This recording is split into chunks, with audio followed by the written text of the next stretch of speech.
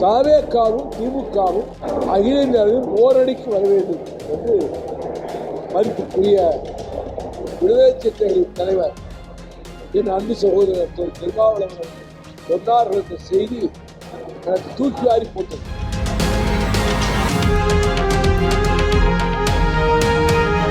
இந்த சொற்களை நான் சொன்னதற்காக அவர் மனம் புண்பட்டிருக்குமானால் நான் இந்த சொற்களை திரும்ப பெற்றுக் கொள்கிறேன். I withdraw my words.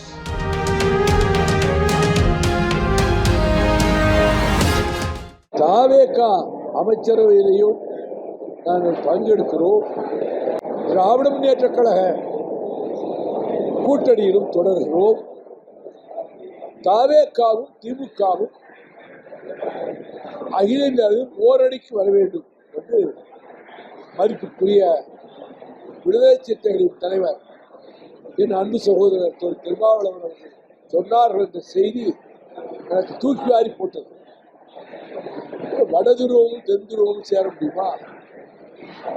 எப்படி திமுக கூட்டணியே இருந்துட்டு அமைச்சர்களை பங்கெடுக்க முடியும் அப்படின்னு நினைச்சதுனால நான் அது அதிர்ச்சியா இருந்ததுனால இந்த மாதிரி கருத்தை சொன்னா நோபல் பரிசு நான் சொன்னேன்.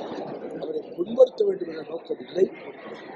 அவர் அரசியலில் வளர வேண்டும் என்று என்னால் இயன்ற அத்தனை விதமான நிகழ்வுகளிலும் உதவி இருக்கிறேன். அவர் பெரிய தலைவராக வரணும்.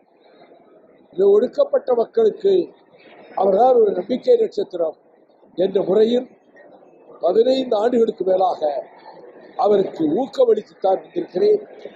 என்னால் இயன்ற அளவுக்கு பக்கபலமாக நின்றிருக்கிறேன். எதிர்காலத்திலும் அப்படித்தான் இருப்பேன்.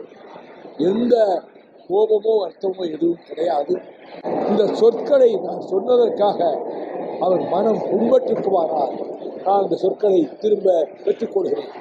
I withdraw my words. எனக்கு இம்மி அளவு ஒரு bitterness, ஒரு கசப்பு எதுவும் எழுச்சி தமிழர் மேல கிடையாது. அவர் இந்த நாட்டில் நல்ல ஒரு தலைவர்.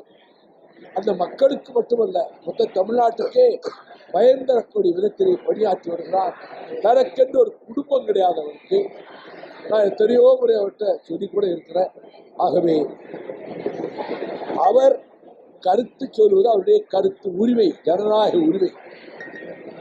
அதை ரியாக்ட் பண்ணது அவரை ஊன் பண்ணி இருந்தா அதுக்காக தான் சொன்ன விட்டாமை வேட்ஸ். என்னுடைய வருத்தத்தையும் தெரிவித்துக் கொள்கிறேன். அவர் மதிக்கப்பட வேண்டிய ஒரு தலைவர் என்பதும் அவர் சட்டக்கல்லூரி மாணவராக இருக்கிற போது என்னை அழைத்து கொண்டு போய் சட்டக்கல்லூரியிலே பேச வைத்த தோழர் போய் பாருங்க, என்னை அழைத்து கொண்டு போய் ஈழத்தமிழர்களுக்காக பேச வைத்தவர். கூட்டணியில் அவரும் நானும் சேர்ந்து அதிமுகவோடு இருந்தபோது அவருக்கு என் சக்திக்கு மீறி பக்கபலமாக இருந்திருக்கிறேன். That chapter is over.